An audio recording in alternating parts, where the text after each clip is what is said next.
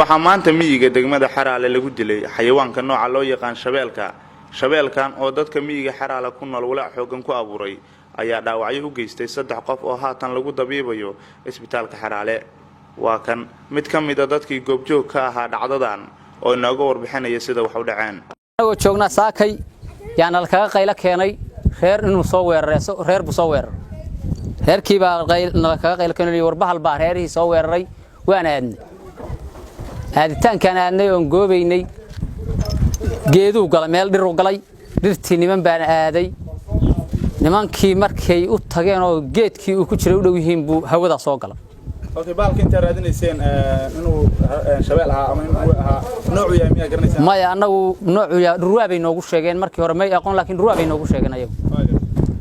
adigu goobitaankii aan goobaynay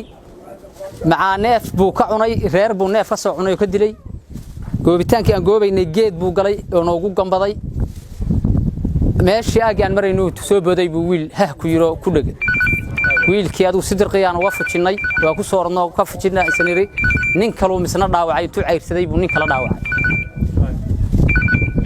kii mid saddexaad buu misna intuu ceyriyay buu dhaawacay waa uu dagaalamay oo aad buu noola dagaalamay oo isniri aad qabataan asoo min nolosha aad ku qabataan aad buu noola dagaalamay wiil kale uu naga dhaawacay adigu bahalkan marka aragnay inuu wax nagala dhacayo inuu si fiican isku raacin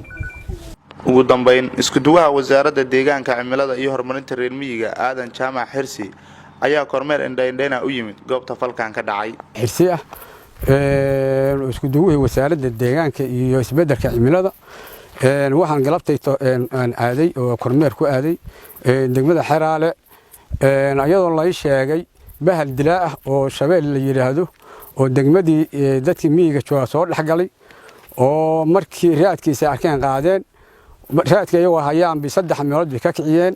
man afraadkiina dadkii weerar ku soo qaaday 3 nin buu dhaawacay 3 nin dhabarkaas ka qabtay labana gacan ku qabtay aduu hadal iyo dhamaantii 3 nin baa ugu daran ninkaasna caabud waaq baa loo qaaday labadii kalena waa joogan markaan weydiiyay dadkii deegaanka warbahalkan ma kaligiisba mool buu joogi jiray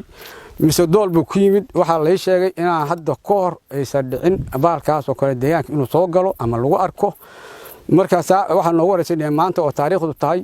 11 bisha 6 2021 baan maartay